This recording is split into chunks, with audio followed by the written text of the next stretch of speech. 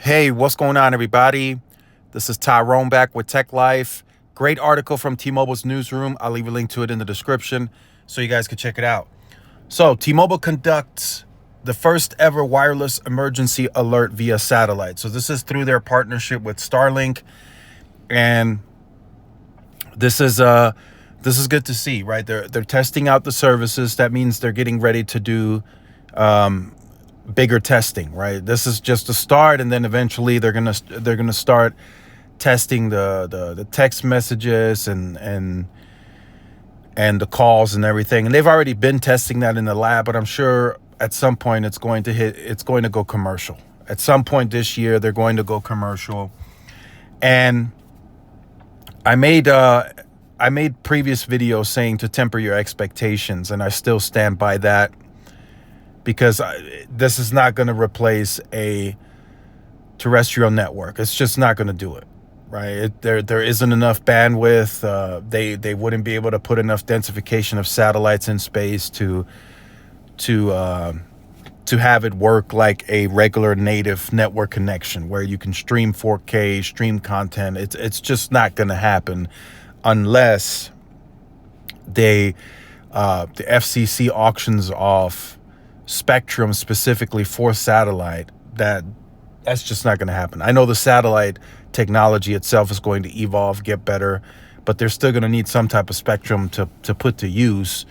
And until that happens, it's just not going to be anything close to what we're seeing today on the native networks, right? With all the spectrum, supporting FWA usage into the terabytes in some cases. Satellite is just not going to be able to replace that. But what it should be able to do, it should give you peace of mind. So if you are traveling to areas quite frequently that you know for sure they just don't have cellular service, this should give you a peace of mind that you can send out a text message now.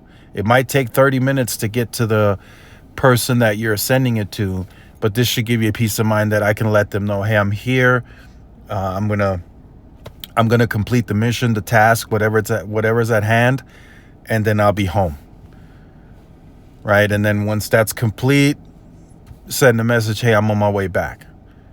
They should be able to, at least get that done. Even if there's interference with the data, whatnot, they should be able to at least get messaging and maybe calling going, perhaps.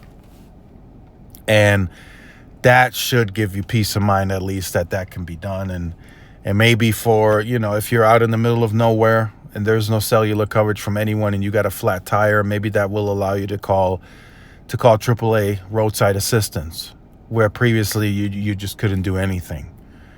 So definitely a step in the right direction to close all dead zones, right? To really get that going in the right direction. Now, there is still that interference risk, but that's because Starlink and T-Mobile want to run that spectrum at higher power from the satellites. Maybe they take a back seat and they just push it and run it commercially at the approved power levels. Very possible. If they do that, the service might not be as great as they think it could be. And they might say, look, after all, since the FCC didn't approve our waiver, we're not going to be able to offer the data services as we intended. So you might still get data services, but it'll be very, very, almost paperweight, just enough to make a call. In other words, right? You still need some type of throughput to make the call.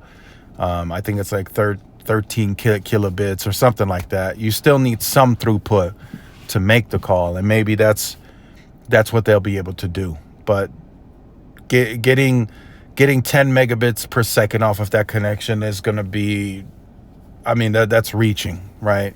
Maybe that's the overall speed of the connection, and then once users get on it, it'll bring it down. But that's not a lot of capacity.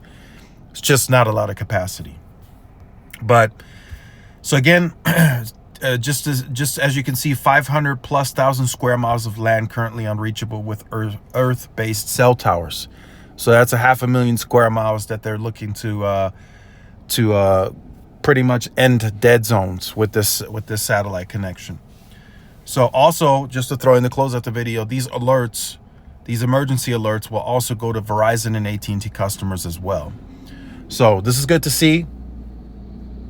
We'll see what happens next with the whole interference. We'll see if I truly believe Starlink and T-Mobile are just going to launch the service at the recommended power levels, and they're just going to leave it at that. I don't think they I don't think they all of a sudden say, no, we're not going to do it anymore. I just don't think they're going to do it. That would be a waste of money. There's already satellites in space, so I think they're just gonna do it at the power levels approved by the FCC, and they're going to move forward with that.